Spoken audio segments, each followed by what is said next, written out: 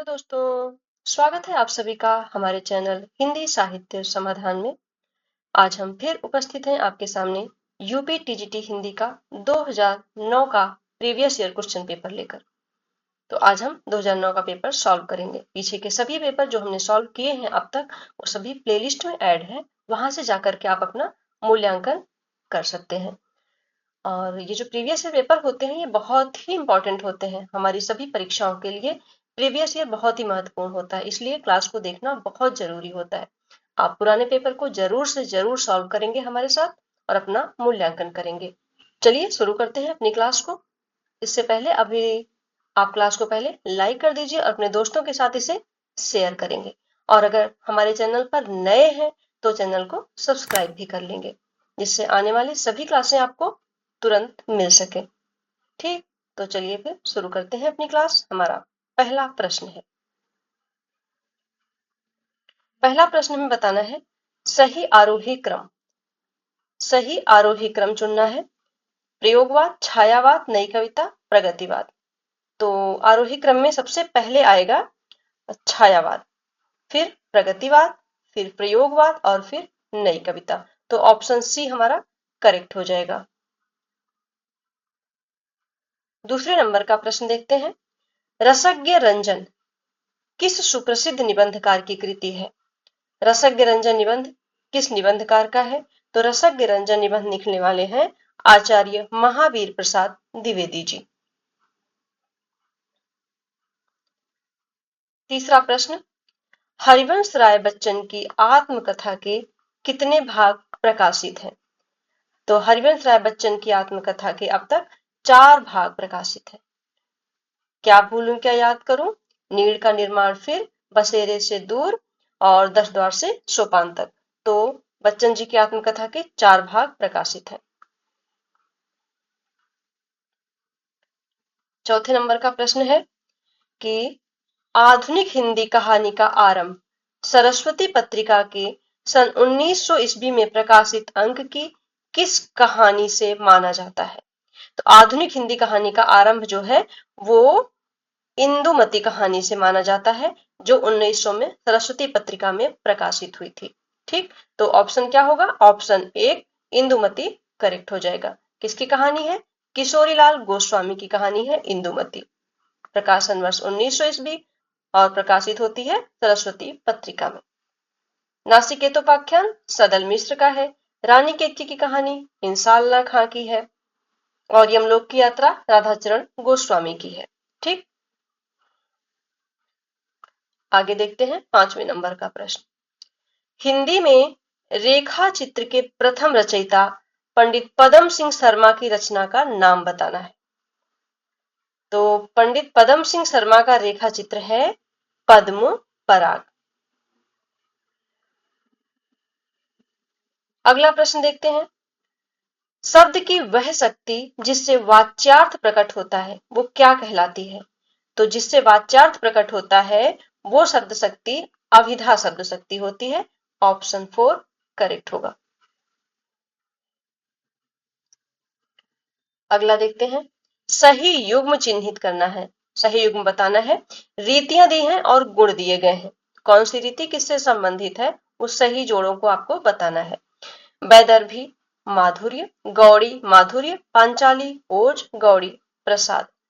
तो वैदर्भी रीति में माधुर्य गुण होता है। ऑप्शन 1 सही हो जाएगा, क्योंकि गौड़ी में क्या होता है? गौड़ी में ओज गुण होता है, पांचाली में प्रसाद होता है। तो बाकी सभी युग्म क्या है? अशुद्ध है। हमारा ऑप्शन 1 सही हो जाएगा, वैदर्भी में माधुर्य गुण।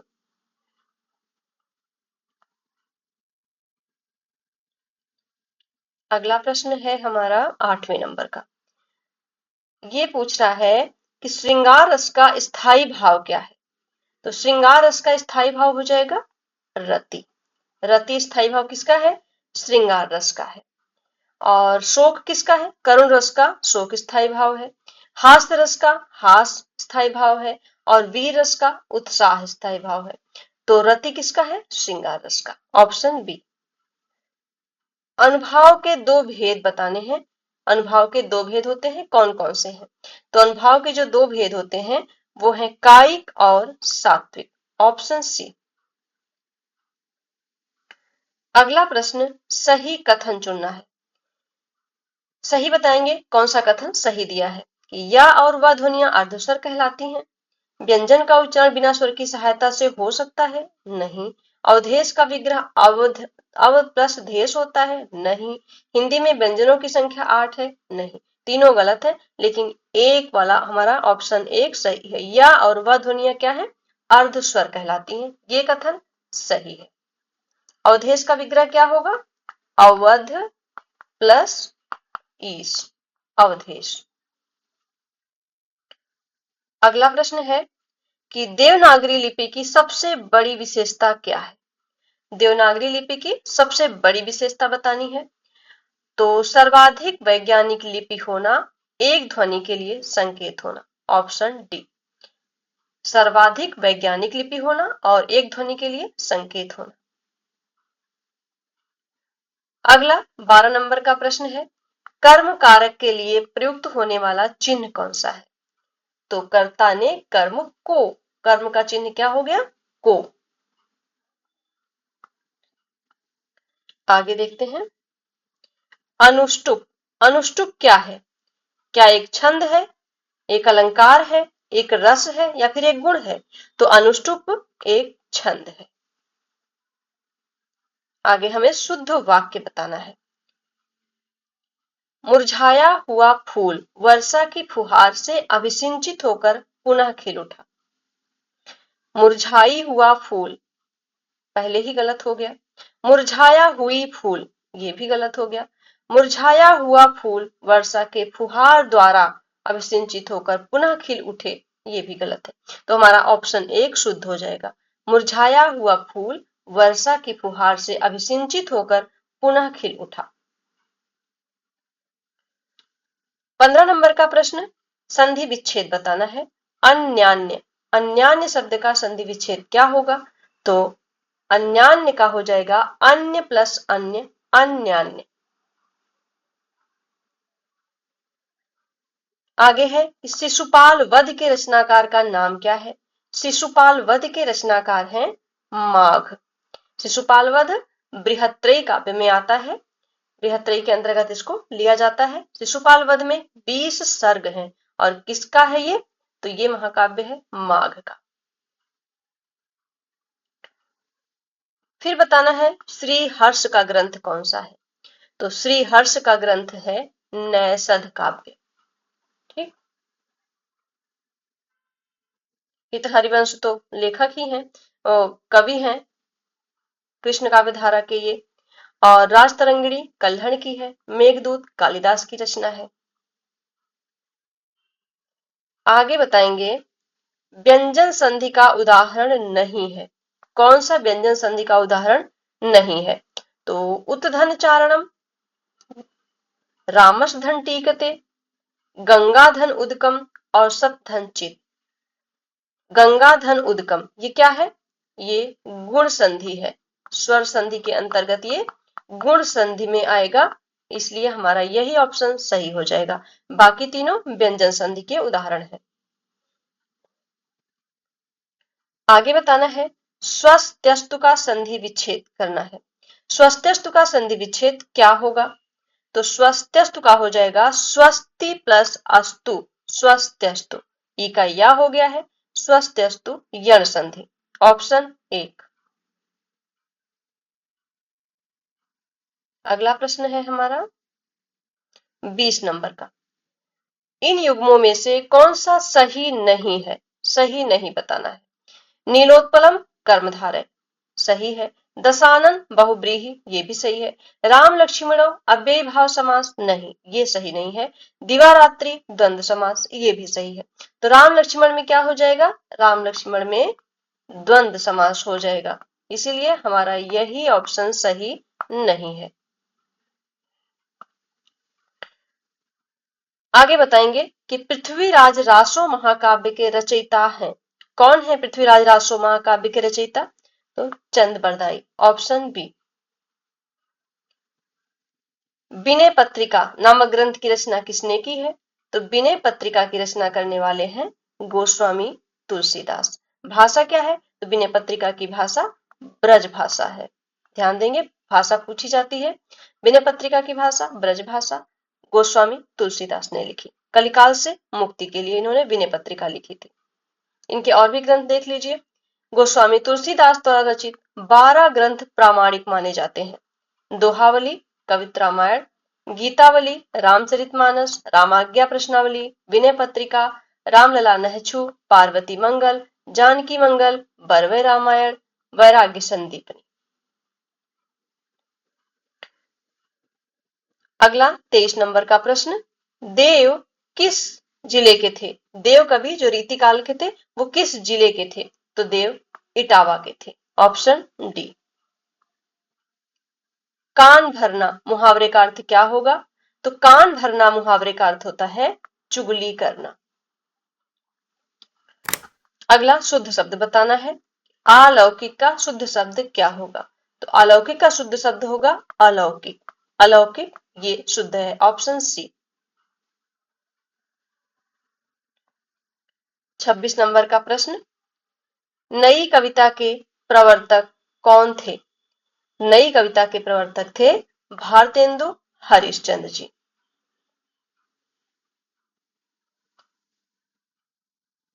अगला प्रश्न, घनानंद की कृतियां किस भाषा में है?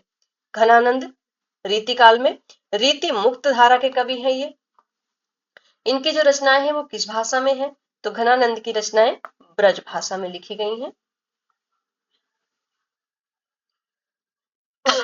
आगे अतिथि, अतिथि का पर्यायवाची क्या होगा? तो अतिथि का पर्यायवाची हो जाएगा आगंतुक। आजन्म, आजन्म शब्द में समास क्या होगा? तो आजन्म, आजन्म में समास हो जाएगा अव्ययी भाव समास। जन्म भर अव्ययी भाव समास। Option C. आगे बताएंगे कि राष्ट्र की भाववाचक संज्ञा क्या है? राष्ट्र की भाववाचक संज्ञा बनेगी राष्ट्रीयता। राष्ट्रीय तो विशेषण हो जाएगा। राष्ट्रीय क्या है? विशेषण है, लेकिन भाववाचक बनेगी राष्ट्रीयता। Option D. राम शब्द के षष्ठी एक वचन का रूप क्या होगा? राम शब्द के षष्ठी एक वचन का रूप है रामस्य। रामस्य षष्ठी एक वचन।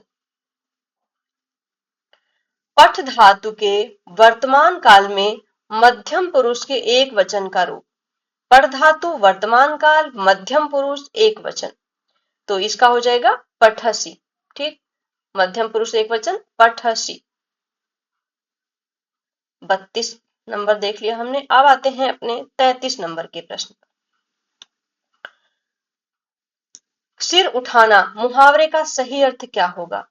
तो सिर उठाना मुहावरे का अर्थ होगा विद्रोह करना। सिर उठाना विद्रोह करना। नीमा किस कवि की माता का नाम था? तो नीमा कबीर दास की माता का नाम था। नीरू नीमा इनके माता पिता थे। नीरू इनके पिता थे और नीमा कबीरदास की माता थी। नीरू नीमा, जाति इनकी जुलाहा थी। अगला प्रश्न है कि रचना के आधार पर वाक्य के कितने भेद होते हैं? रचना के आधार पर वाक्य के 3 भेद होते हैं, सरल, संयुक्त और मिश्र। ये रचना के आधार पर वाक्य के 3 भेद होते हैं। ऑप्शन बी करेक्ट हो जाएगा। और यदि अर्थ के आधार पर पूछे तो अर्थ के आधार पर 8 भेद होते हैं, लेकिन रचना के आधार पर पूछा है तो 3 भेद होंगे। अगला प्रश्न है कि पश्चिमी हिंदी के अंतर्गत कौन सी भाषा नहीं है? पश्चिमी हिंदी के अंतर्गत आने वाली भाषा कन्नौजी है, ब्रज है, खड़ी बोली है, लेकिन बघेली नहीं है। बघेली पूर्वी हिंदी के अंतर्गत आती है।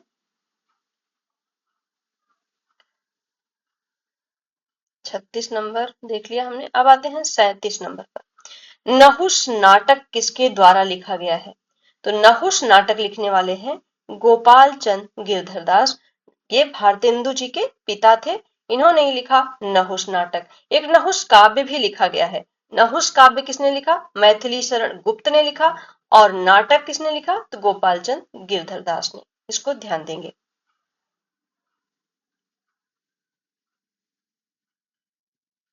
आगे बताएंगे तिरंगा शब्द में समास कौन सा है। तो तिरंगा शब्द में समास है द्विगु समास, तीन रंगों का समाहार द्विगु समास। रामचरितमानस में कुल कितने कांड हैं। तो रामचरितमानस में कुल 7 कांड हैं। कौन कौन से हैं ये भी देख लीजिए, क्योंकि कभी कभी क्रम लगाने को भी आ जाता है और हमसे क्रम भी गलत हो जाता है। तो पहला बालकांड, फिर अयोध्या कांड, फिर अरण्य कांड, फिर किष्किंधा कांड, फिर सुंदर कांड, और फिर लंका कांड, और अंत में उत्तर कांड। ये 7 कांड रामचरितमानस में है। अगला प्रश्न है भागवंती। भागवंती उपन्यास के रचयिता कौन है। भागवंती उपन्यास लिखने वाले हैं Sudarshan ji, option A. 41 number का प्रश्न है कि अखरावट काव्यकृति के रचयिता कौन है। तो अखरावट काव्यकृति लिखने वाले हैं मलिक मोहम्मद जैसी जी। इनकी 3 कृतियां हैं, अखरावट, आखिरी कलाम, और पद्मावत है, अखरावट है और आखिरी कलाम है। आगे लोकोक्ति दिया हुआ है कि आडंबर बहुत किंतु वास्तविकता कुछ नहीं, इसके लिए सही लोकोक्ति क्या होगी। तो आडंबर बहुत किंतु वास्तविकता कुछ नहीं, इसके लिए हो जाएगा ऊंची दुकान फीका पकवान, ऑप्शन बी।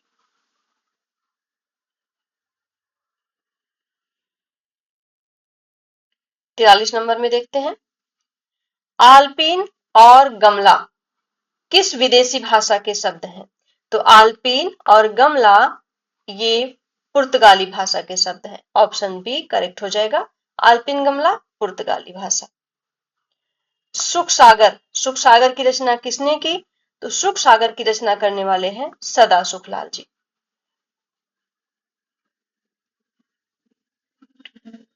कोणार्क नाटक की रचना किसने की। तो कोणार्क नाटक लिखने वाले हैं जगदीश चंद्र माथुर। इनके और नाटक हैं शारदिया, पहला राजा, दशरथ नंदन। मोहन राकेश के नाटक है आषाढ़ का एक दिन, लहरों के राजहंस और आधे अधूरे। वैराग्य संदीपनी किस कवि की रचना है। तो वैराग्य संदीपनी गोस्वामी तुलसीदास जी की रचना है। अगला प्रश्न देखते हैं कि सरस्वती पत्रिका का प्रकाशन वर्ष क्या था। सरस्वती पत्रिका का प्रकाशन वर्ष है 1900 ईस्वी। भक्ति काल के किस कवि को जड़िया विशेषण से विभूषित किया जाता है। कौन से कवि को जड़िया विशेषण से विभूषित किया जाता है। तो वो है नंददास। नंददास को ही जड़िया विशेषण, जड़िया उपाधि दी गई थी। कहा गया था ना, और कवि गढ़िया नंददास जड़िया। अगला 49 नंबर का प्रश्न है कि राष्ट्रीय काव्यधारा के किस कवि को एक भारतीय आत्मा कहकर संबोधित किया गया। तो एक भारतीय आत्मा कहकर के माखनलाल चतुर्वेदी को संबोधित किया गया, ऑप्शन ए करेक्ट हो गया। शिव शंभू के चिट्ठे के लेखक कौन है। तो शिव शंभू के चिट्ठे लिखने वाले हैं बाल मुकुंद गुप्त जी।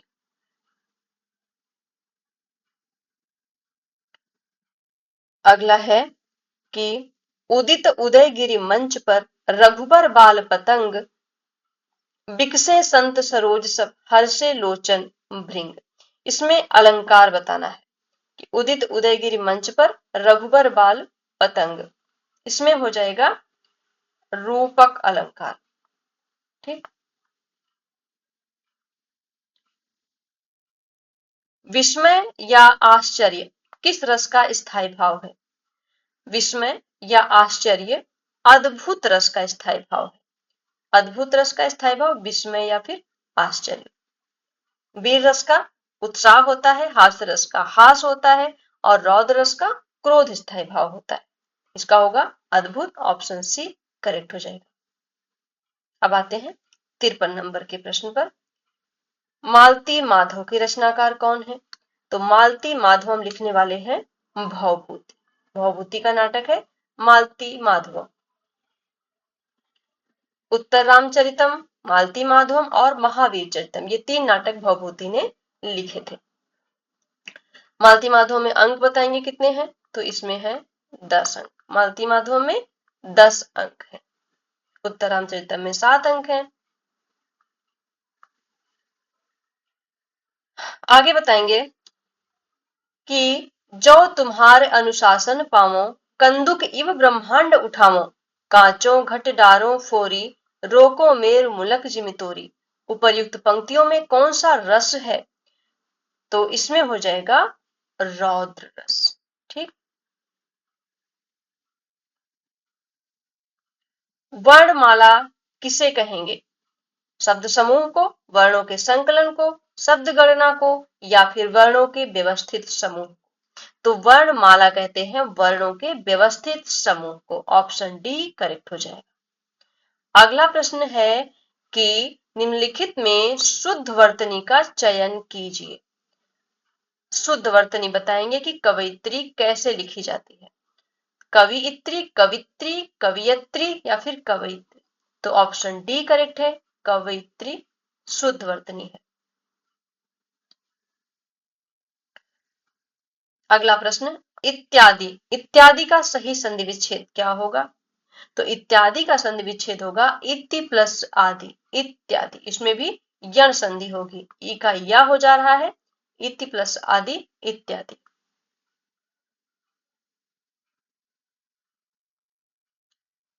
आगे आते हैं 58 नंबर के प्रश्न पर। निरख सखी ये खंजन आए, फेरे उन मेरे रंजन ने, नयन इधर मन भाए। इन पंक्तियों में कौन सा गुण है, तो इन पंक्तियों में माधुरी गुण है। पंक्ति साकेत से ली गई है, उर्मिला इसमें संबोधित कर रही हैं, कह रही हैं निरख सखी ये खंजन आए, फेरे उन मेरे रंजन ने, नयन इधर मन भाए। इसमें माधुरी गुण है। आगे हमें संधि विच्छेद बताना है। तेजोमय, तेजोमय का सही संधि विच्छेद क्या होगा, तो तेजोमय का संधि विच्छेद है तेजः प्लस मय। ऑप्शन सी, इसमें विसर्ग संधि है, तेजः प्लस मय, तेजोमय। हरिश्चंद्र में प्रयुक्त किस संधि का नाम सही है, तो हरिश्चंद्र में संधि हो जाएगी व्यंजन संधि, हरिश्चंद्र, हरिश्चंद्र। लंबोदर, लंबोदर किस समास का उदाहरण है, तो लंबोदर बहुब्रीहि समास का उदाहरण है। लंबा है उदर जिसका, अर्थात गणेश जी, बहुब्रीहि समास। इनमें से किस शब्द के पर्यायवाची गलत है, कमल का जलज, पंकज, सरोज, ये तो सही है। पुष्प का कुसुम, फूल, सुमन, ये भी सही है। सरस्वती का गिरा, भारती, वाणी, ये भी सही है। सूर्य का दिवस, याम, वासर, ये गलत है, क्योंकि दिवस, याम, वासर किसका पर्यायवाची है, तो ये दिन का पर्यायवाची है, इसलिए ऑप्शन डी हमारा गलत हो जाएगा। 63 नंबर का प्रश्न देखते हैं कि अपव्यय, अपव्यय शब्द का विलोम क्या होगा। अपव्यय का मतलब होता है, अपव्यय शब्द का विलोम होता है मितव्यय। Option C. चैन की बंसी बजाना, अर्थ क्या होगा, तो चैन की बंसी बजाना इसका अर्थ होगा मौज करना। ठीक, ऑप्शन बी, मौज करना। रघुवंशम, रघुवंशम किसकी रचना है, तो रघुवंशम कालिदास की रचना है, ये इनका महाकाव्य है और ये लघुत्रयी में आता है। रघुवंशम कुमार संभवम लघुत्रयी में आने वाला महाकाव्य है कालिदास का। आगे देखते हैं, रमा शब्द के रूप की सप्तमी विभक्ति के बहुवचन में क्या होगा, सप्तमी विभक्ति बहुवचन में हो जाएगा रमासु। Option A. ठीक, रमासु।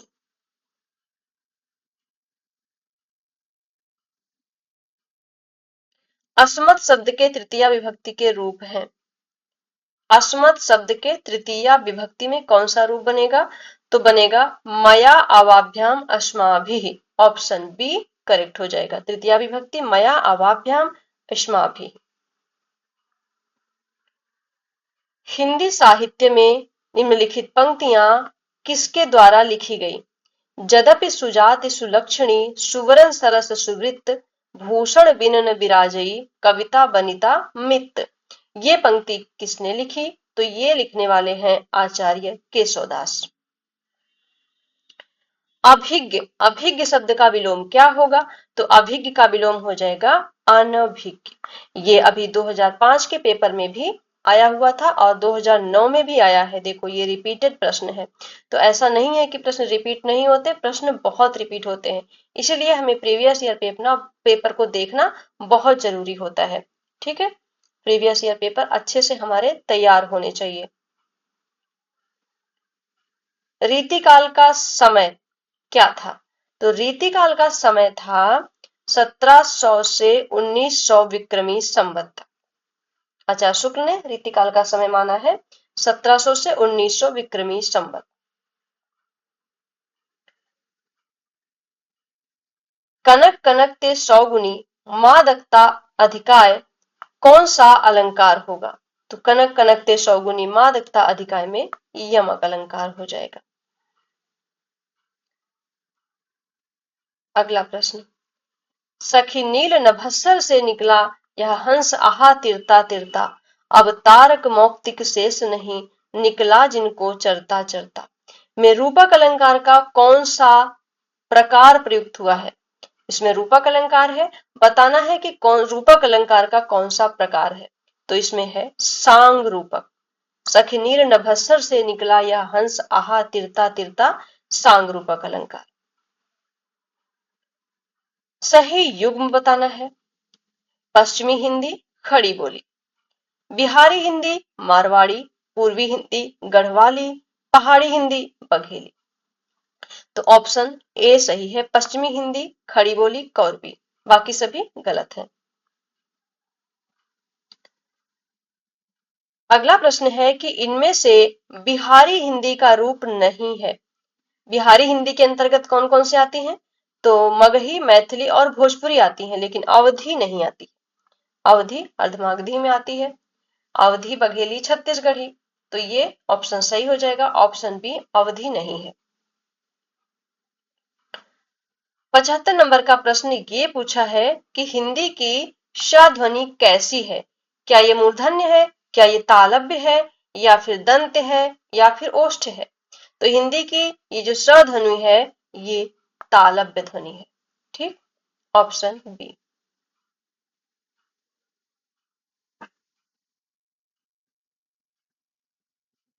हमारा प्रश्न है 76 नंबर का, सही युग्म का चयन कीजिए। भगवत उपाध्याय विलायत यात्रा, देवेंद्र सत्यार्थी तूफानों के बीच, राम वृक्ष बेनीपुरी हिमालय यात्रा, मोहन राकेश आखिरी चट्टान तक। तो हमारा ऑप्शन डी सही है, मोहन राकेश आखिरी चट्टान तक। विलायत यात्रा प्रताप नारायण मिश्र का है, तूफानों के बीच रांगे राघव का है, और आखिरी चट्टान मोहन राकेश का है। आगे हम मिलान करने वाले हैं। सूची 1 का सूची 2 से मिलान कीजिए और दिए गए कूट से सही उत्तर चुनिए। यहाँ पर लेखक है और यहाँ ग्रंथ है। तो सूरदास, सूरदास का ग्रंथ कौन सा? सूर सागर। जगन्नाथ दास रत्नाकर का उद्धव शतक, कबीर का बीजक और पंत जी का लोकायतन। तो ऑप्शन क्या हो जाएगा? 3 4 1 2, 3 4 1 2, ऑप्शन ए करेक्ट हो जाएगा। परिमल, परिमल किस कवि की रचना है? तो परिमल सूर्यकांत त्रिपाठी निराला जी की रचना है, ये इनका काव्य संग्रह है परिमल।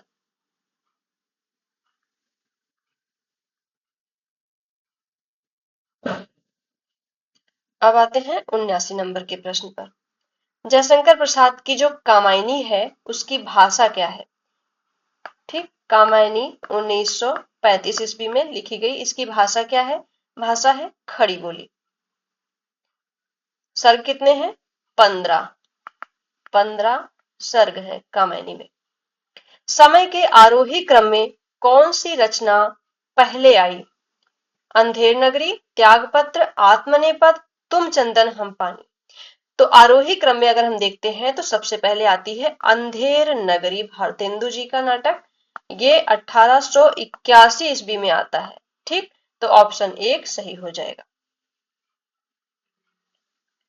अगला प्रश्न है कि हिंदी अपने जन्म से ही ब्रजभाषा की प्रवृत्ति के साथ खड़ी बोली की प्रवृत्ति को लिए आई थी।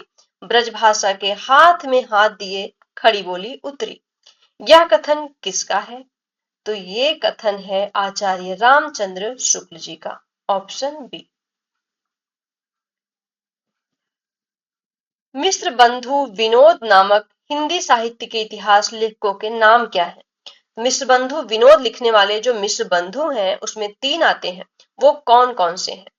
तो वो हो जाएंगे गणेश बिहारी, श्याम बिहारी और सुखदेव बिहारी। ठीक, ये ध्यान रखेंगे। गणेश बिहारी, श्याम बिहारी और सुखदेव बिहारी, यही तीनों मिश्र बंधु विनोद में आते हैं। कौन सा कथन असत्य है? ज्ञानाश्रयी शाखा के कवि निराकार की उपासना करते हैं। कबीर संत कवि हैं। प्रभु जी तुम चंदन हम पानी रैदास की पंक्ति है। संत तुलसीदास ज्ञानाश्रयी शाखा के कवि हैं। तो हमारा ऑप्शन 4 गलत है, क्योंकि संत तुलसीदास जो थे वो ज्ञानाश्रयी शाखा के नहीं थे, वो सगुण धारा के राम भक्ति शाखा के कवि हैं। अगला प्रश्न है कि इनमें से कौन सा ग्रंथ केशव का नहीं है? रामचंद्रिका, कवि प्रिया, विज्ञान गीता और भाषा भूषण। तो भाषा भूषण केशव का नहीं है। भाषा भूषण किसका है? भाषा भूषण जसवंत सिंह का है। ठीक, जसवंत सिंह का। 84 नंबर का हो गया। अब आते हैं हम 85 नंबर के प्रश्न पर। आचार्य रामचंद्र शुक्ल ने हिंदी साहित्य का इतिहास के आधुनिक गद्य साहित्य परंपरा का प्रवर्तन के अंतर्गत प्रथम उत्थान की कालावधि निर्धारित की है। शुक्ल जी ने जो हिंदी साहित्य का इतिहास लिखा उसमें आधुनिक गद्य साहित्य परंपरा का प्रवर्तन जो उन्होंने लिखा है उसके अंतर्गत प्रथम उत्थान की कालावधि क्या मानी है? तो उन्होंने प्रथम उत्थान की कालावधि मानी है विक्रमी संवत में 1925 से 1950 विक्रमी तक। और अगर हम इसी को ईस्वी में देखें तो ये हो जाएगा 1868 ईस्वी से 1893 ईस्वी तक। ठीक, और विक्रमी संवत में है तो 1925 से 1950 विक्रमी तक।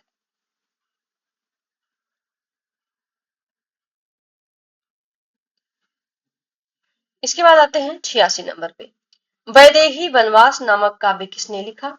तो वैदेही वनवास काव्य लिखने वाले हैं अयोध्या सिंह उपाध्याय, हरिऔध जी। Option B. रत्नाकर, रत्नाकर शब्द किस कवि के साथ जुड़ा है? कितना आसान प्रश्न है। रत्नाकर शब्द जगन्नाथ दास के साथ जुड़ा है। जगन्नाथ दास रत्नाकर जी।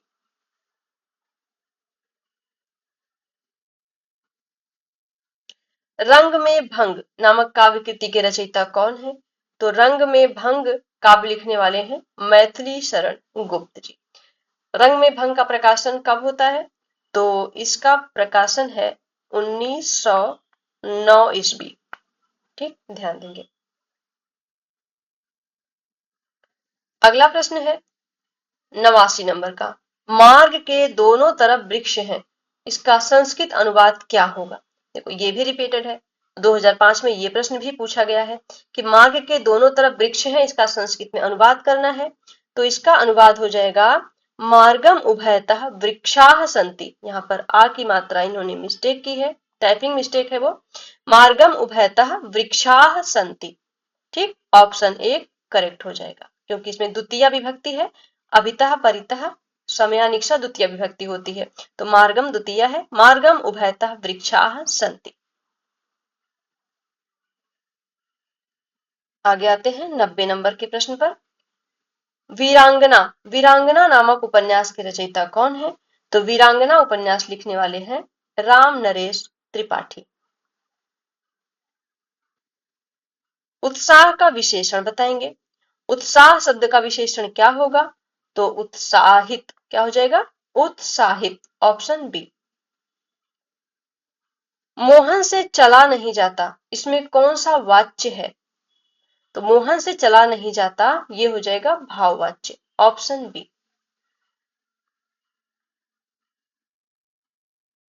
आज गणित के अध्यापक ने कक्षा नहीं ली, वाक्य में अर्थ के आधार पर वाक्य बताना है कि इसमें अर्थ के आधार पर कौन सा वाक्य है। तो आज गणित के अध्यापक ने कक्षा नहीं ली, ये है निषेधवाचक वाक्य, ऑप्शन बी। महाकवि कालिदास किस अलंकार के लिए प्रसिद्ध है? तो महाकवि कालिदास उपमा अलंकार के लिए प्रसिद्ध है, उपमा कालिदासस्य। 95 नंबर का प्रश्न देखेंगे। कौन सा शब्द पताका का पर्यायवाची नहीं है? पताका, पताका का झंडा हो जाएगा, निशान हो जाएगा, ध्वज हो जाएगा, लेकिन प्रस्तर नहीं होगा। प्रस्तर पत्थर का पर्यायवाची है, ठीक, पत्थर। आगे 96 नंबर का प्रश्न, रज्जु। रज्जु शब्द का हिंदी में अर्थ क्या होगा? तो रज्जु का अर्थ हो जाएगा रस्सी। जिसमें धैर्य ना हो, इसके लिए एक शब्द क्या होगा? जिसमें धैर्य ना हो, अधीर कहा जाएगा वो, ऑप्शन सी, अधीर। आवरण का विलोम क्या होगा? तो आवरण का विलोम होगा अनावरण, आवरण, अनावरण। निम्नलिखित शब्दों में से हनुमान का पर्यायवाची शब्द नहीं है। राम भक्त, पवन सुत, बजरंगबली, कपीश्वर।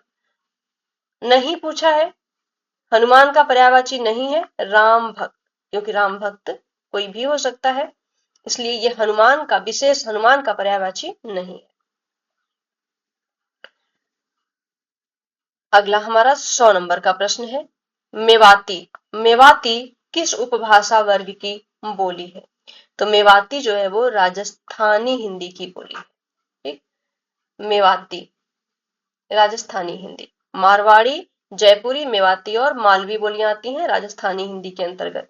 मारवाड़ी, जयपुरी, मेवाती और मालवी।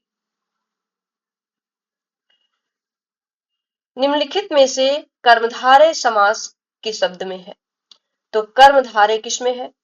चक्रपाणी में तो बहुब्रीहि है, चतुर्युगम में द्विगु है, माता पिता में द्वंद्व है, लेकिन नीलोत्पलम में क्या है? कर्मधारय समास है। नीलम उत्पलम, नीला कमल, कर्मधारय समास।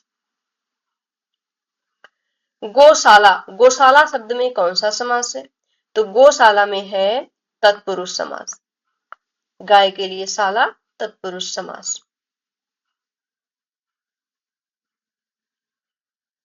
103 नंबर का प्रश्न, संस्कृत काव्य में पद लालित्य के लिए किसकी प्रसिद्धि सर्वाधिक है? तो संस्कृत काव्य में पद लालित्य के लिए जाने जाते हैं दंडी, ठीक, वो सूत्र है ना कि उपमा कालिदासस्य भारवे अर्थ गौरवम और दंडिना पद लालित्यम, तो दंडी का है पद लालित्य। काव्य का वह गुण जो चित्त में तेज और स्फूर्ति का संचार करता है, वो कौन सा गुण कहलाता है? तो जो चित्त में तेज और स्फूर्ति यानी कि वीरता का संचार करे, वो वहां पे होता है ओज गुण, ऑप्शन ए, ओज गुण हो जाता है।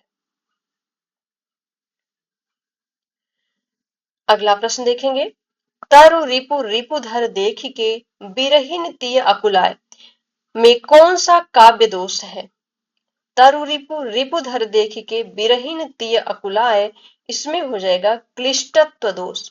जिसको पढ़ने में अत्यंत कठिनाई का अनुभव हो, वहां पे हो जाता है क्लिष्टत्व दोष, जिसका अर्थ निकालने में भी कठिनाई का अनुभव हो, क्लिष्टत्व दोष। अगला, वह सममात्रिक छंद जिसके प्रत्येक चरण में 24-24 मात्राएं हो तथा प्रत्येक चरण में 11वीं एवं 13वीं मात्रा पर यति होती हो, वहां पर कौन सा छंद कहा जाएगा? तो देखो यहां पर रोला में भी 24 होती है और सोठा में भी 24 होता है, लेकिन पूछा है कि वह सममात्रिक छंद कौन सा? सममात्रिक, तो सममात्रिक रोला है, सोठा क्या है? अर्ध सममात्रिक है, इसलिए ऑप्शन एक सही हो जाएगा रोला। इसके प्रत्येक चरण में 24-24 मात्रा होती है, 11 और 13 मात्रा पर यति होती है। ऑप्शन ए करेक्ट हो जाएगा। रहीमन चुप हुए बैठिए, देख दिनन को फेर, जब नी के दिन आई हैं, बनत न लगी हैं बेर। उपर्युक्त पंक्तियों में कौन सा छंद है? तो इन पंक्तियों में दोहा छंद है।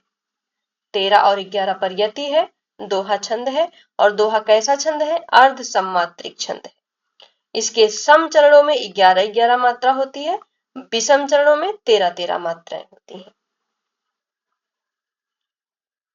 लखनऊ में आयोजित 1936 के प्रगतिशील लेखक संघ के ऐतिहासिक आयोजक के अध्यक्ष कौन थे? तो लखनऊ में जो प्रगतिशील लेखक संघ की अध्यक्षता किसने की थी 1936 में? प्रेमचंद ने, मुंशी प्रेमचंद ने। Option A. आगे आते हैं 109 नंबर पे। विख्यात मार्क्सवादी समीक्षक, विख्यात मार्क्सवादी समीक्षक कौन है? तो विख्यात मार्क्सवादी समीक्षक हो जाएंगे रामविलास शर्मा। अगला प्रश्न है कि आपका बंटी उपन्यास की लेखिका कौन है? तो आपका बंटी उपन्यास लिखने वाले हैं मन्नू भंडारी। मन्नू भंडारी के उपन्यास और हैं महाभोज, आपका बंटी, एक इंच मुस्कान। एक इंच मुस्कान इन्होंने राजेंद्र यादव के साथ मिलकर लिखा था। हिंदी का प्रथम दुखांत नाटक कौन सा है? तो ध्यान देंगे, प्रश्न बहुत ही इंपॉर्टेंट है। हिंदी का प्रथम दुखांत नाटक कौन सा है? तो रणधीर प्रेम मोहिनी, लाला श्रीनिवास दास का नाटक है, और हिंदी का पहला दुखांत नाटक है ये रणधीर प्रेम मोहिनी। ध्रुव स्वामिनी नाटक की रचना किसने की? तो ध्रुव स्वामिनी नाटक की रचना करने वाले हैं जयशंकर प्रसाद। इसका प्रकाशन वर्ष है 1933 ईस्वी।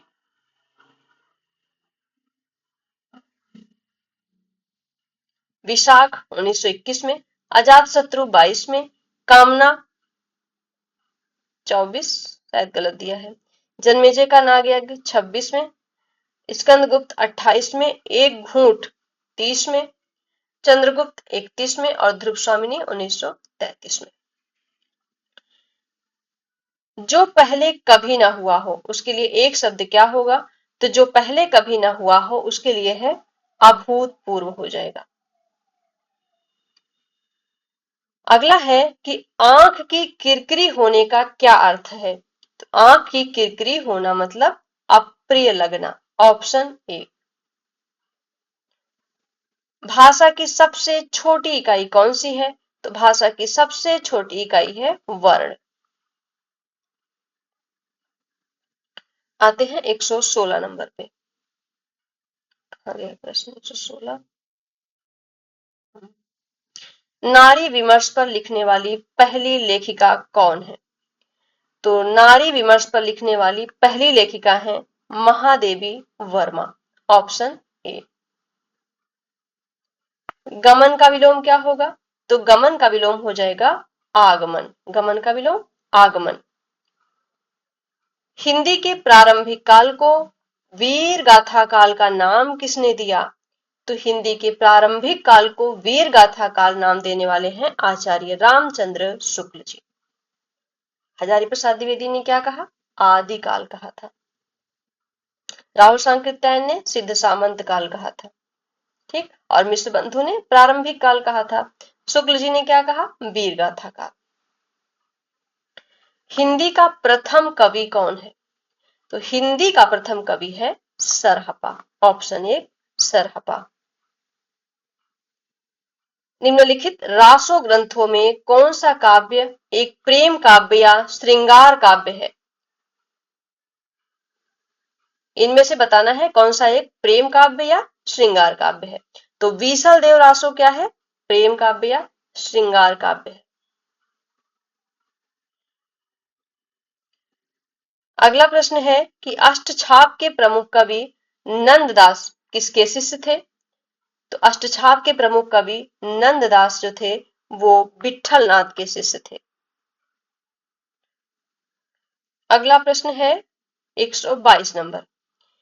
विद्यापति ने कुल कितने ग्रंथों की रचना की है?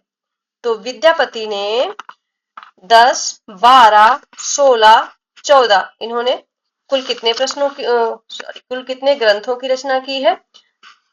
14। ऑप्शन डी सही हो जाएगा। 14 ग्रंथों की इन्होंने कुल रचना की है। 123 नंबर, प्रेरणा। प्रेरणा नामक कहानी रचित है किसके द्वारा? तो प्रेरणा कहानी लिखने वाले हैं मुंशी प्रेमचंद।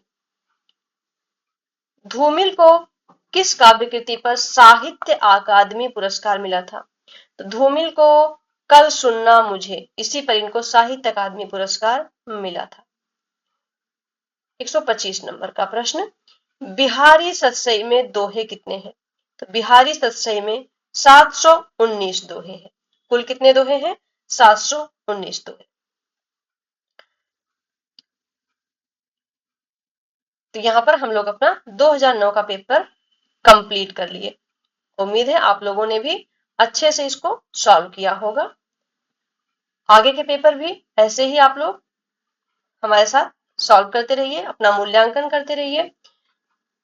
और भी पेपर को लेकर के हम आगे की क्लास में आएंगे। पीछे के पेपर को भी आप रिवीजन कर लीजिएगा। क्लास कैसी लगी जरूर बताएं। कमेंट में आप अपना सुझाव जरूर दें। क्लास को देखने के लिए आप सभी का बहुत बहुत धन्यवाद।